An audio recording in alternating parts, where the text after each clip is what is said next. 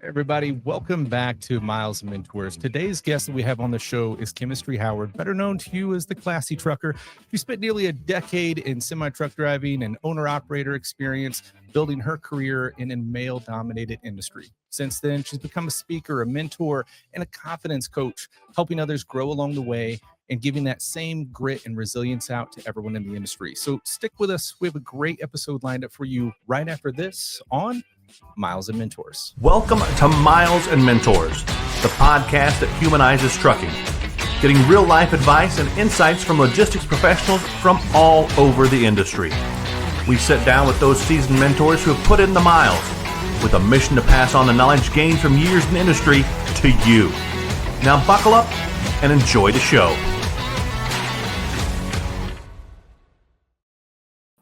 Hey, Chemistry, thanks so much for coming on today. Thank you. Thank you for having me. Yeah, I'm stoked to dive in and learn all about your experience in the industry and just kind of everything that you've gone through. For those that may not know who you are, let's start there. If you can just give us a quick rundown, just who you are and what's your role in the industry today.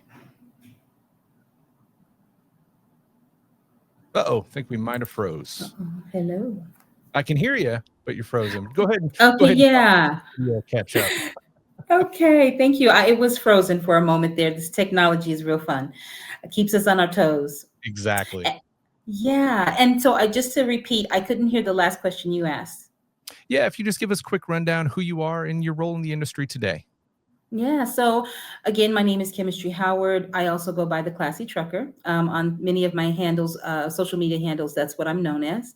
And I am currently still in the industry. I do work for a company. I won't mention company name per se because I'm looking to expand and move back into my own rig and unit. I've been an owner operator for several years. I actually started the owner operator position in 2019, right before the big event happened to all of us. So it was a great time to be an owner operator, but it was also an extremely difficult time because there were a lot of new challenges. Of course, we were all facing new things at that time. But I had an interest in this industry since I was, about 7 years old when my grandfather came home in his long-nosed Pete. It was blue, it was chrome, and he jumped out of the truck like a superhero. I swear a cape popped behind him as he walked towards the house. And I was like, that's my grandfather. And I told him I was interested. And he said, no, young lady, never. He was not a fan of me getting behind the big wheel, but that's when the passion began. And so quietly, secretly, I kept learning about the industry. I researched things. I learned about different trucks. I learned about different lanes and what they were about. And then I had to just go get it done. So got my CDL and told Grandpa I got my CDL, and I'd actually been driving for about a year. And he told me, oh, you'll be done in 3 months. Really building you up there. You know, that's fantastic though. We always start off asking you why this industry, like what brought you here in the first place? And that's interesting on that level. I mean, someone in your life that you look up to you like your grandfather, and I fully agree. You know, as a kid seeing those semi trucks rolling down the road, they're mysterious, they're majestical, like they're these huge contraptions. When I was a kid, it's kind of stupid to look back on, but at my grandparents' house, it's kind of in a rural area, Missouri. There was a trucking facility just kind of catty corner from their front window. And when that garage opened up, and it was probably some kind of a wash bay or something, I don't remember. But when the trucks would come out, like as a kid, it scared the hell out of me. I didn't think there was people that drove them. I thought they were some kind of like mighty machine monster things. But like they're a mysterious, machine that really captures kids' attention. But I'm curious, with that aspect, it capturing your attention, but your grandfather telling you, heck no, right out the gate, is that kind of that curiosity of, well, don't tell me no. That's exactly what happens. When you don't want someone to do something, tell them that they can't do it. Yeah. So if he would have encouraged me, I probably would have said, yeah, maybe not, because it's really big, it's really daunting. But the fact that he kept it away, it became it was more intriguing. There was more determination to understand it and to learn more about it. And I couldn't help but tell you, when we would be on the highway and a big truck would go past us, that rumble it did Wow. something to me. It stirred something in my soul, and I was like, I'm going to do that. And I remember being in school, and I'm now face to face with this idea. It's now reality, and I'm looking at this truck, and I'm like, this is bigger than I thought. I'd only seen them when my grandfather came home. He was only in the rig. He didn't have the trailer on. Okay. So now I see a complete unit, and I'm like, wait, this thing is huge. This is a building, is what I Right. thought. And I said to myself, I said, if I can make the right turn, if I can turn this truck on a right corner, make a right corner turn, I Mhm. got it. I've got it. That's going to be the hardest maneuver I think I would have to do in the truck. Yeah. And I was in school, and of course, we're doing theory and perhaps and things like that, but we weren't in the truck yet. And the day that I got in the truck to drive for the first time, and my instructor told me, okay, we're going to make a right turn at this corner, my heart raced. I paused. This was the moment. If I can do this, I can do this.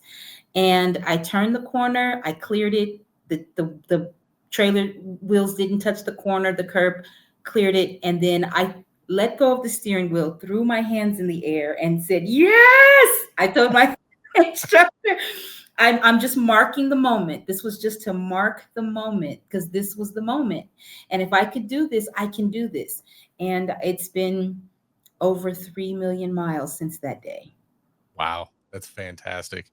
And I mean, there's a lot to be said there. I mean, for somebody who doesn't drive a truck, caring about making that right-hand turn, like, that doesn't seem like much, but when you're hauling a full trailer behind you, like, again, to clarify, I'm not a truck driver. I work in the marketing side of the industry, and I'm not gonna name names here either, but the carrier that I worked with for a long time, we were doing a shoot one day, and, I've had the opportunity several times to, drive a truck and a trailer around the yard, just kinda, get the feel of it and stuff, and I can only imagine being out there. But we were doing a shoot that we had to go to the next parking lot over to really, be able to use like docks and stuff. And the guy I was with was like, why don't you just take it around? And I was like, do what? Like on the street? Mm. And I knew right there because they're on the intersection of a, pretty busy intersection. And I'd have to make that right. And that's the first thing that came to my mind is I'm going to take out that stoplight. And they're like, no Mhm. way, but no way. We ain't making the news today. So I can only imagine. I mean, that's a big hurdle. That's a lot to accomplish. It is, it is. And it's also the most exciting thing once you do it.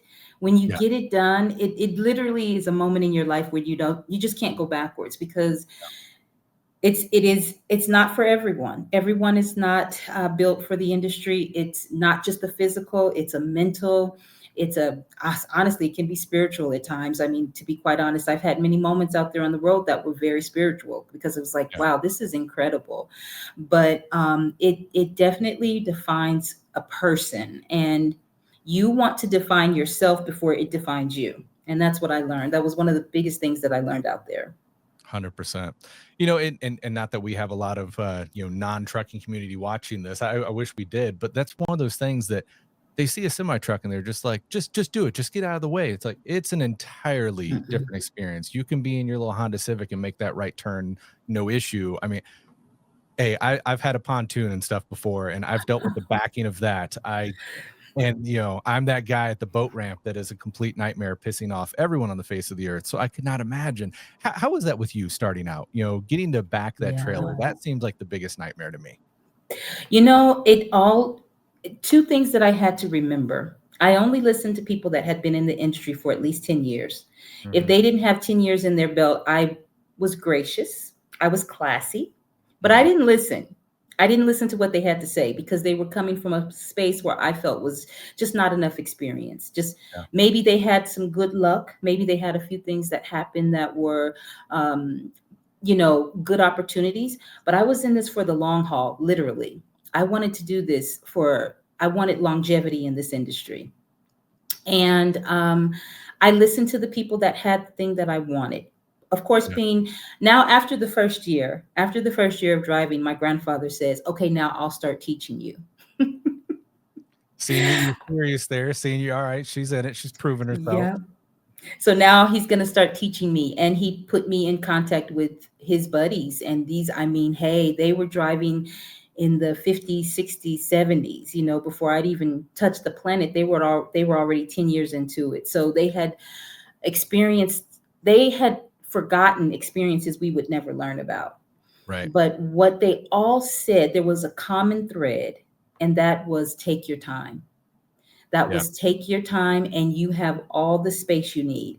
And that was the common thread that I continued to work with. It didn't matter where I was, what I was doing, what dock I had to back into, what were the obstacles. I had all the time I needed, and I had all the space I needed.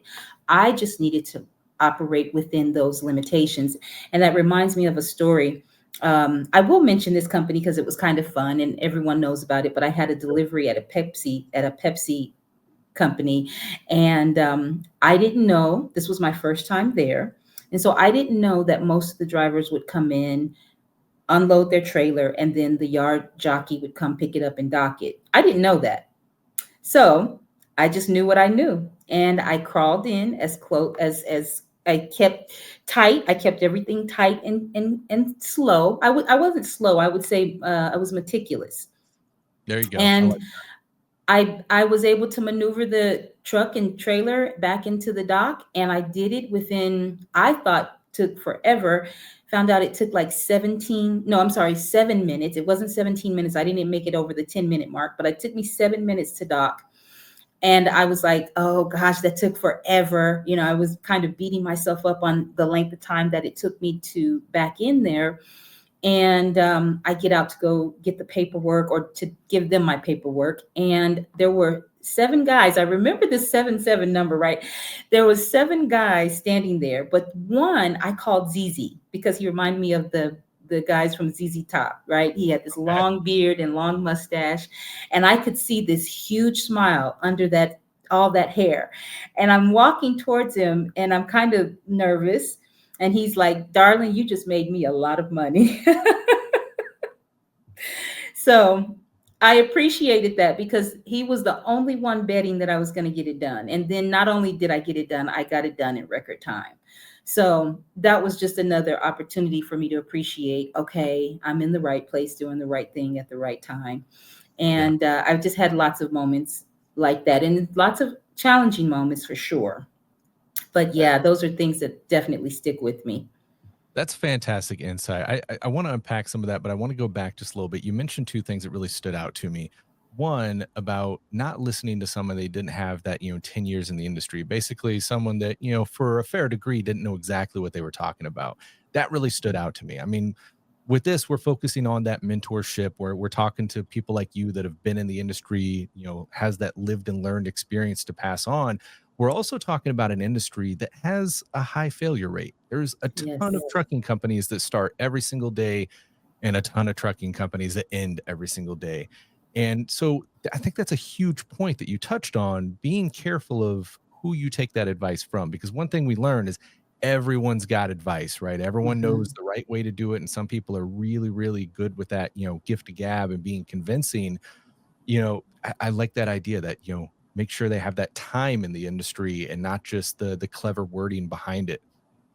Yes, absolutely. I would tell you this and say it very graciously. Um, the super truckers are all gone. They just are. The students are still on the road.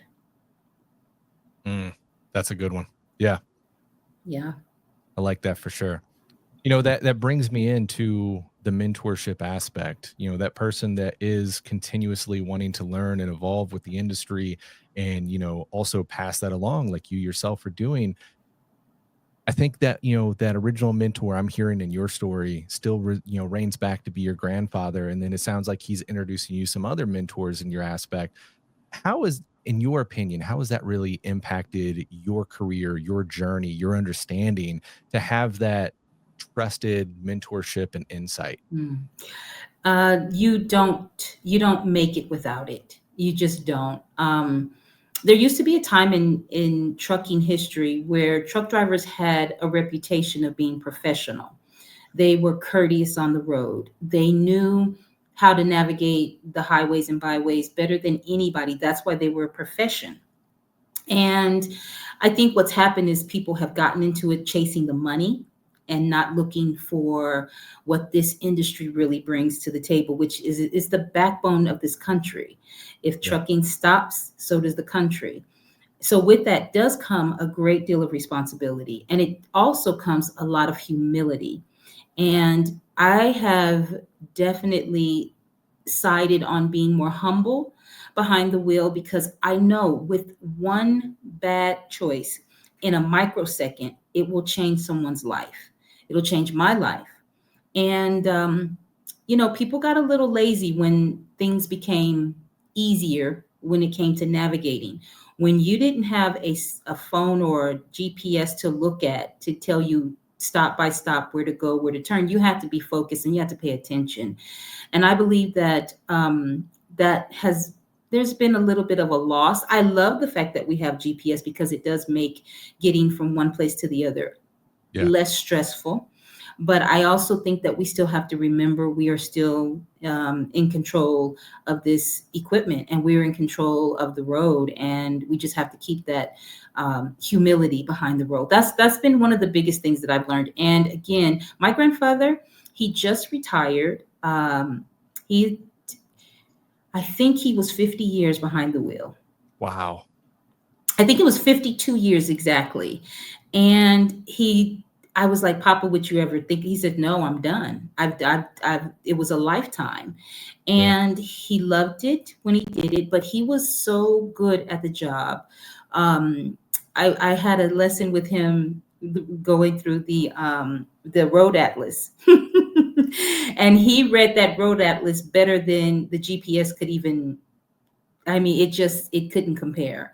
Yeah. And I love that. And I admired that ability, because I said, this is something that's like, it's like cursive writing. It's a lost art. The art of being able to navigate using the map and the atlas, whether or not the GPS is working, I think is imperative to understanding how we operate and how we navigate the roads. But in saying that, it just comes back to the fact that we get a little comfortable when things become easier. Mhm. And so we lose that sense of um, carefulness. I do want to say that, because it's definitely something I've seen. I shudder to tell you some of the things I've seen on the road, other drivers are doing, and it's like, are they kidding? Right. But it comes to having people that's gone through those tougher times and listening to them. That mentorship, it helps you to remain well, for me, I'll speak for myself, it helped me to remain in a space of humility, Yeah. because like I said, at the drop of a dime, it could be someone's life. Or and I just nothing I ever delivered ever was worth that sacrifice. You bring up some excellent points there, and it's I don't know, bringing so much to mind here, but we do in society today. I think we get so used to modern conveniences, and we fail to take seriously the core knowledge behind it, and we just lean on it, like the GPS. It's a fantastic tool, Hmm. but it's also a tool. Like, you've got to have the baseline knowledge behind.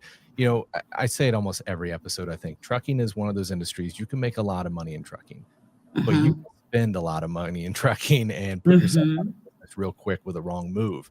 And something like, just we hear it every day, relying on the GPS, and the GPS fails you and sends you into a tight spot, and then, I mean, you can do some serious damage with a truck in the wrong spot. In the some of the best case scenarios. Otherwise, it can just get really, really hairy there. It's kind of like, it makes me think of calculators too, and it's a bad example for me because I lean on a calculator just as much as the next person. But I fail to, especially in school, I failed to take seriously that core knowledge behind. I was like, Hmm. I got a calculator.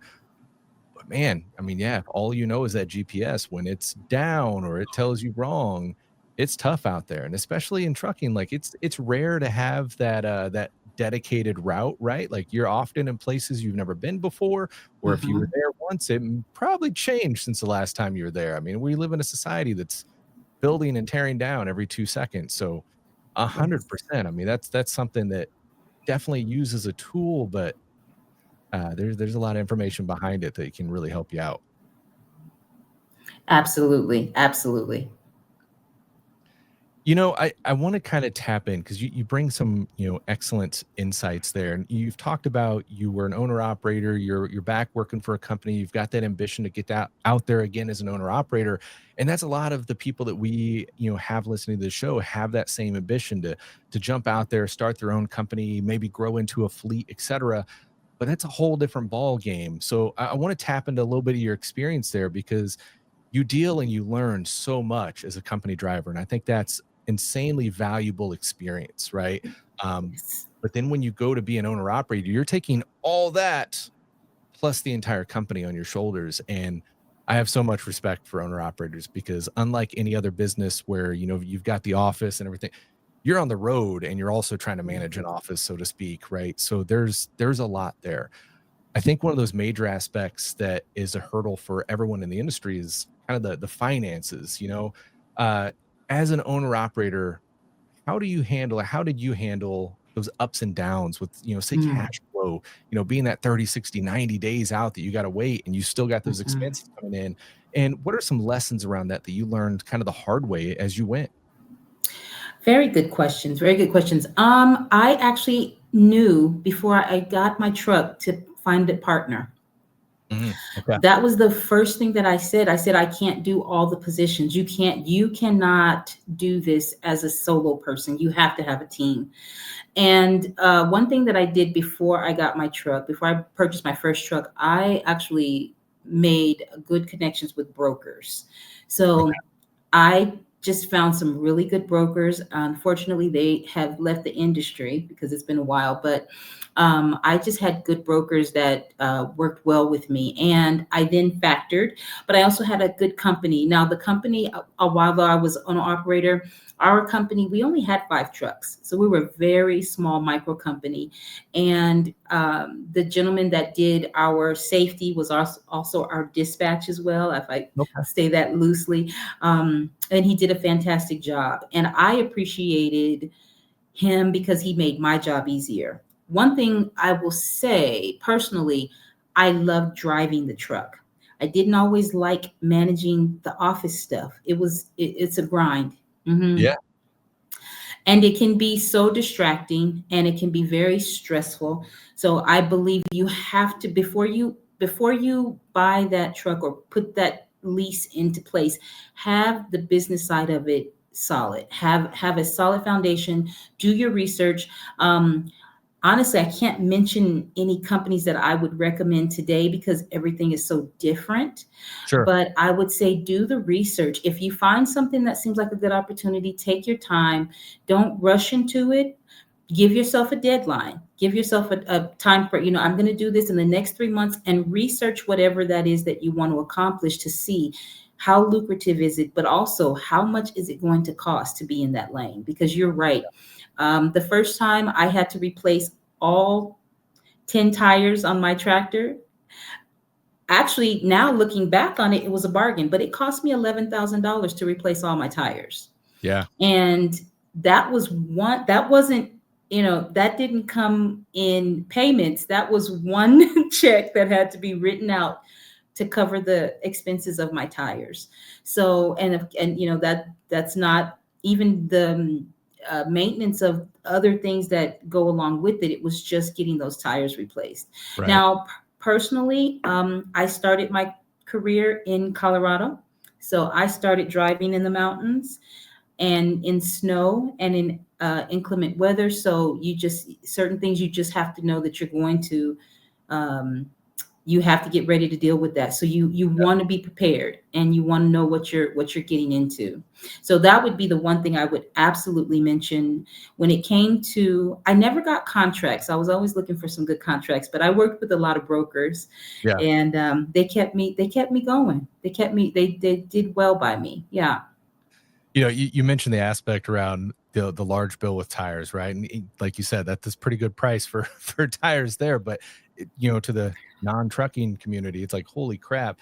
It brings to mind my daughter. They're just at the driving age. My youngest 16, oldest 20 now. But my youngest brought me over her phone the other day, and she's watching a video, and it shows a trucker filling up his gas tank, and she's like, "Oh my god!" Because she just just getting used to filling up a gas tank and what that costs. And I'm like, yeah, Right. it's a lot of money, but with everything they got to pay, that ain't nothing, kid.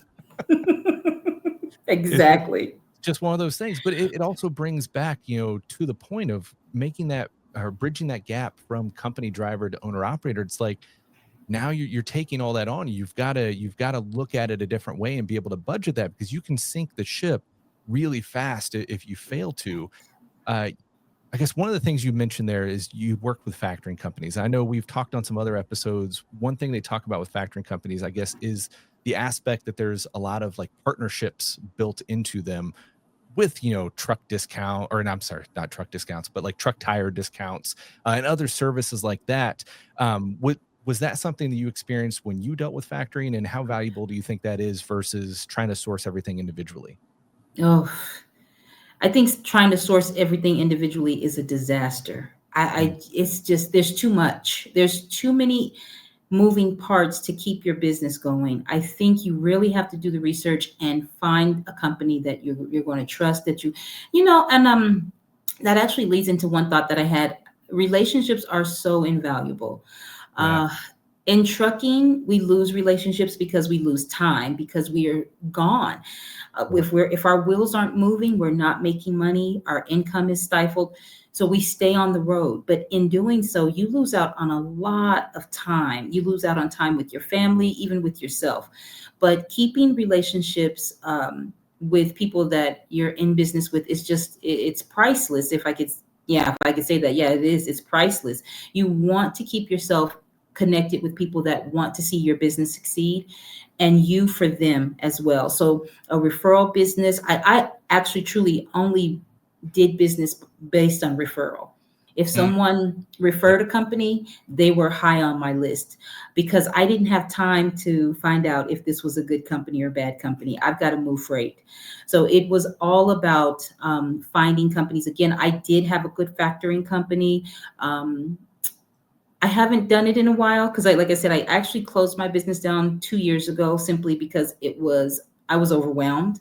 Yeah. There was so much going on. There were so many moving parts. I am a mother. I have two sons. They both had special needs and they were with the family. So I had to kind of pause on the driving and go take care of the family. And that was just my personal challenge. But many of us have that as an issue. We have families that we're out there supporting and providing for, but we also miss out on a lot. I mean, I know you've discussed that in previous episodes. The cost of being a semi truck driver or owner operator isn't always in the finances; it's also in relationships. True. So Yeah. yeah, so I definitely, to answer your question, you have to have a system in place. You just do. If you want to be successful, I will tell you, I raise my hand. I've met and I've done some silly things, but I've met many people that go and buy a truck and think they have a business. And I'm like, no, you have a problem, because Yeah. there's a truck payment and you've got to figure out how to pay that truck every month until it's done.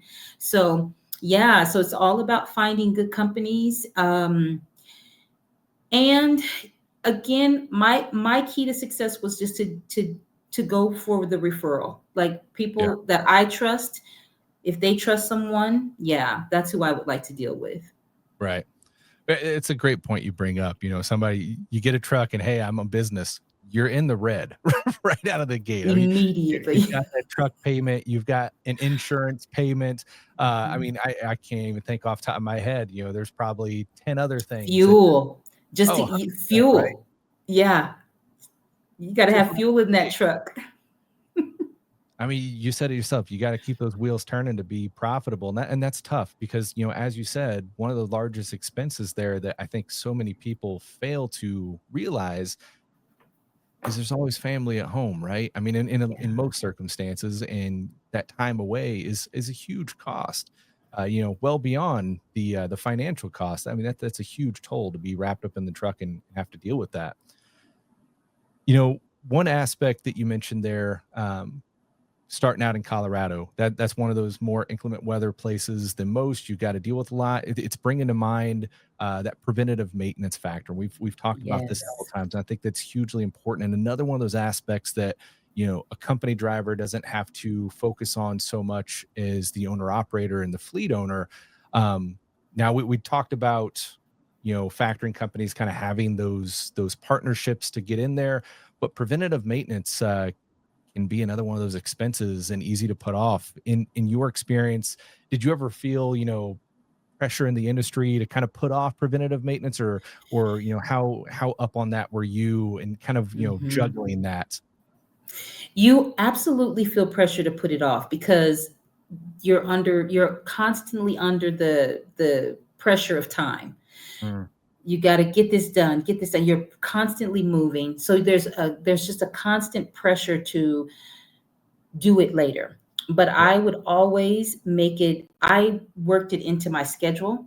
It was in my schedule, maintenance, because it wasn't something you could put off. I never, so I, being one, a female, and two, I'm not a diesel mechanic. The last thing that I hated was to be stuck on the side of the road in Yeah. any country, or any part of the country. I don't care where. I do not want to be stuck on the side of the road. 90% of my breakdowns on the side of the road were flat tires. Mm. Just goes with it. But anything beyond that, oh, I didn't even want to have to consider that, and I've had to consider that. I've had an I've had an oil I had an oil change, and some things weren't done properly, and the oil leaked out all over the highway. Oh, Yes. And that could fall on the company to pick up. You have, like, as the company, I could have been responsible for cleaning it up, but since I could prove that I just got this work done, they put it on the company that did the work. yeah. But those things are imperative. You can't, those are not things that you want to look past, because the moment you do, what could have been, in my case, a $500 oil change, because it can do the filters and the oil and all the things, went from 500 to 5,000 in just a simple, flick of the Oh, yeah. switch. Well, and then So there's other factors that play into it as well, right? Weighing that whole short-term savings versus the long-term stability factor. But I mean, depending on what you're hauling, everything's got kind of a time limit to it. But then if you're hauling something, in a reefer load or whatever, and depending what goes wrong, like there's a lot of liability there, and just so much that can go wrong that really kind of brings you back. As tough as it is, and so many expenses around it, and you're always trying to juggle that, but it's kind of one of those bullets you got to bite to make sure that you are getting down the you road. do. The more you're out in the middle of nowhere, those expenses that are already expensive only get worse. They got to come to They you, do. something else. Because I promise you, it is a lot cheaper to schedule a preventative maintenance service than it is to have it done at the spur of the moment on the side of the road. It's a lot cheaper. Now, you said, with your company, you guys had 5 trucks? Yes. So that brings into that factor, bridging into building that fleet, starting with 5 trucks. How did you kind of manage that and approach that, kind of the preventative maintenance factor? And I guess, what were those things that you saw as like non-negotiables, as far as Mm. spending and what to get cut? Because, when you're talking 1 truck versus 5 trucks, there's a lot of difference and a lot of balancing act that goes on. Yes, and let me just clarify, because in our situation, we worked together as a unit, but we were all responsible for our individual trucks. Gotcha. That makes it So easier for sure, but yeah, yeah. So it was definitely okay. I don't want to throw anybody under the bus. That's a pun, but I'm going to throw some people under the bus. There were several guys that would just push it, and then their truck would break down. So what was going to be yeah. $1,000 repair was now 10,000. I learned from them. I was like, oh, you didn't do that? Okay, I will make sure I do that. This is a little secret. So one of the guys had a truck. He took some time off, and his truck sat, I think, about 6 months. Then he gets back in his truck, and I was like, wouldn't you want to go do like an oil change, or just, Yeah. your stuff Wild. has just been sitting for 6 months. Oh no, it's fine. $30,000 into cleaning out that system. Yeah. $30,000 just to clean out the system. For some reason, he got somewhere along the road, he picked up some bad fuel. Now, in most cases, you're going to burn it off. But when you have bad fuel and then it sits for 6 months, that fuel began to grow some funky things. Oh, And then he starts to drive it, and then it's just, it's derating, it's breaking down, he's losing pressure. It's just all these things. And it was just a simple preventative maintenance. I mean, just to take the time to go and clean the system before you get back on the road would have been just, it would have saved him so many nights, so many headaches. Yeah. 100%. It's a great point, though. I mean, it's interesting to think about because we think about, with regular vehicles, it's like, well, don't drive it so much, try to, let it go. But like with semi trucks, they're built differently. And, Mhm. while you can put too much wear and tear and there's a balancing act, they're also meant to be driven. So it's like when that engine's not getting used, it can almost be worse for it, especially, yeah, if you got some bad fuel and let that sit in there. I mean, there's so many parts to that equation that just yeah. Yeah, I learned that lesson through him, and I did that with many drivers. I listened to the ones that I felt had the experience and definitely knew how to guide the newcomer into the right direction. But then I also watched the ones that didn't, and I learned from their lessons. I was like, I will learn from the mistakes you guys are making. So it's a balancing act, but everyone's going to have their own road to, they're going to have their own burdens to tow, right? They're going to have their own issues that they're going to deal with, but you want to give yourself as much knowledge going into something than ever. And it gets real fun. Like a lot of people come into this industry, and you mentioned earlier about the turnover. They come Mhm. in with this expectation that they're just going to make $1 million and retire. And it's, oh, no, no, no. There's a lot of work that goes into this, and a lot of self growth. I think there's I'm not speaking against the younger ones. I just think that there's a level of maturity that has to be given before someone gets behind the wheel. I think Yeah. they should start off and just, be a mentor, hang around the industry for a little while and then do it. But everyone is different. Everyone is so different. I was ready at a very young age, though I didn't do it because I was discouraged by my grandfather. Once I got here, I felt like it was the perfect time for me to be here. I really did. You touched on so many great points there. If we could maybe summarize that in, with your experience going from company driver to, owner operator to experiencing the fleet. Now you're back with a company and you're looking to get back into owner operator. Like for somebody that's going out as an owner operator for the first time, what's something that you really wish they Mm, would understand about the business side of trucking? mm. As simple as it is, understand your paperwork. As simple as it is, understand what it is to be an owner operator versus an independent operator. Understand what the IFTA is all about. Yeah. Understanding the bare minimum to putting this unit on the road. What does that mean? Why do you have to have a separate New York permit to be in New York?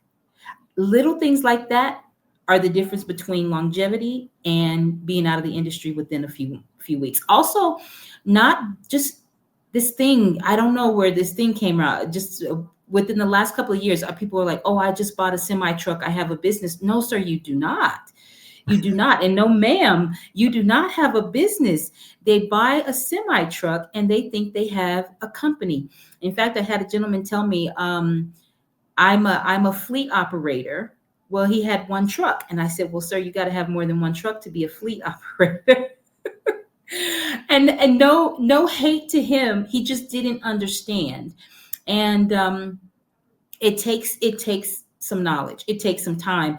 It takes Yeah. really interviewing, listening to interviews like what you're presenting to the world. This is invaluable. What you're giving are insights from people that are in the industry. You can't get it just doesn't get any better. And so for people to take time to really understand this is what this is about. We all take it for granted. We take it for granted. Even I'm guilty. We take it for granted that food is going to be on the shelves when I go to the store. Yeah. I take that for granted. I do. And then sometimes I go, wait, if people aren't driving, the food doesn't get here. And that's just one tiny aspect of what we do. So for individuals that are looking to go from company to owner operator, take your time and make sure, seriously, that there used to be a saying, have 3 months of savings. If you lose your employment for 3 months, you got to have enough money in your savings to back that up. In trucking, you got to have at least 6 months, and that's bare minimum, Yeah. because the expenses are not just a couple $100. Right. It's in the thousands. So just to be prepared. Although I don't want to discourage anyone, I want to tell you that if it's in your heart and you want to do it, baby, do it. Because the best times I have had were driving on this highway, and just the freedom. And there is something that comes over you. That's when I knew it was in my blood. And I knew it wasn't a job for me. It was a passion, because I could drive for hours and hours, and it felt like 10 minutes. I love that quote that you just dropped. We may have to put that on the cover. If you want to do it, maybe just do it. That's fantastic. It brings me to the point, we kind of touched on this in the intro. Your career has gone so much farther than just behind the wheel, right? You've kind of built this platform around building confidence, and I think that's a Yes. huge factor there. Tell us a little bit about, the importance of that, but also that side of your career, the speaking, the platform, everything. Absolutely. Thank you so much, Alice. That is so kind. I am okay. I'm venturing out. I'm spreading my wings. I want to do more than just drive. And I've started working with developing a series called The Classy Trucker.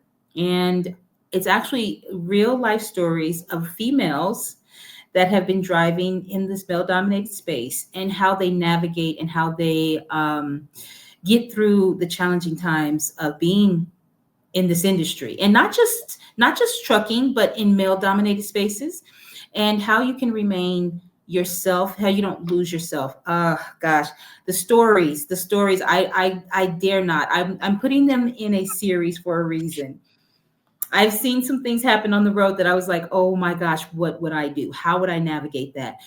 So I've learned to do those things. And now the best way that I could teach those, I don't want to say situations, but the best way I can teach how to navigate those challenges was to tell the stories. So Mm. that's what I'm now doing. And I'm going to do it in a format that's probably, I don't know how everyone feels, but I like AI. I am Yeah. very techie, and I'm using AI, and I have a series of women called Velocity. That's the name of the group. And just based on some things that I love in my life, people that have inspired me, women in particular. And for me, that era of classiness was in the 50s and 60s. I think those women were just top tier when it came to displaying their power, but also in a feminine, delicate, elegant way. And so I've utilized a few of my favorite, I would call them mentors. I think that's a good word for me to use in Like this it. space. I use them as mentors to teach and tell stories about women in this industry. So I am actually rolling that out. It has begun, although the series is not completed, and there's always those little technical issues when you're dealing with technology. So I'm running into a few challenges, but it's almost complete, and it'll be released very soon. And I would love to give you a date, but then I would be lying to you, and I don't want to do that. But it's coming very soon. Well, let me throw this out there. I'm gonna twist your arm in front of everybody just a little bit, Okay. because Yes. got to. I feel like there's so much more that we could tap into you. Like you have so much, just a wealth of knowledge, and I'm experiencing that. Like we could probably go on for another 3 hours and just have really really valuable content. So I would love to get you back on for another episode, and I'd love Absolutely. to hear about this venture of yours. So maybe as you get it progressed here, reach back out to us, and we'll get you back on for another one so we can just keep this going, because it's been an amazing Thank conversation with you. you today. And I just truly want to say thank you for everything that you're doing for the industry, and for taking the time to give back, because you gave a wonderful, props to the show here. But all I'm doing is giving a platform for people like you. You've got the knowledge and the industry experience. And without you being willing to share it with the next generation, that whole system of logistics that makes this world go round, as we've talked about, like, it's also a very sensitive system, Yes. and it can fall apart and snag really easy. So I think there's vital importance to be able to pass that on to the next generation and make that next generation stronger, Yes. because in return we're making the world stronger. Thank you so much. And I agree. And I graciously accept your invitation, and I'm looking forward to our next interview together. I'm gonna come out and I'm gonna get all glam for you. Today was a Hey, different day. wow, you look fantastic. I was having quite the moment trying to just get set up. So it's been really, really exciting. But I was so excited to get here and have this time with you. And I just thank you. I really do appreciate you taking the time to acknowledge us and give us the space to discuss things. I think it's Absolutely. so imperative that people understand and know, and that we do. I think we all do what we do from a labor of love. We want to contribute and certainly have a lot to give. So thank you for giving us this space to provide this opportunity to share what we do. Absolutely. Well, as I said, we've covered a ton today, and we're going to get back on to cover a ton more. Anything you feel like we've missed today that's worthwhile to throw in before we wrap up? I don't think we've missed anything, but the one thing that I do want to share is just be gracious to each other. We need more love and just more room to give each other space to grow and continue to Right. move and do what we do. Absolutely. Well, before we cut off, I want to give you a chance for some shameless plugs. I know we've mentioned several of them, but tell us a little bit. Yeah. How can people get a hold of you, find out more about your brand, all that good stuff? Well, I'm definitely on a couple of platforms. One, of course, being Facebook. Just look up the Classy Trucker, and I'm there. Also, I have a TikTok space that I run from time to time. I'm known as the pop-up queen over there because it's difficult being over there all the time, but it's the Classy Trucker as well. So anywhere that, and we also have a YouTube channel. Again, this is where the videos will be posted. Right now, I just have a little minute 45-second intro on the Velocity ladies, and but that's on YouTube. So just building the platform for the Classy Trucker so we can have more conversation around women in male dominated spaces. Absolutely. Well, hey, thank you so much for taking some time Mhm. out to let us, pick your brain today. It has been amazing. I want to thank you again for all that you do in the industry. And yeah, we'll get all those links down below, and we look forward to having you on to the next time. Thank you so much. You have a wonderful afternoon. Thank you, Well, everyone. everyone out there watching, thanks so much. Remember to like and subscribe. And until next time, stay safe out there. Have a wonderful day.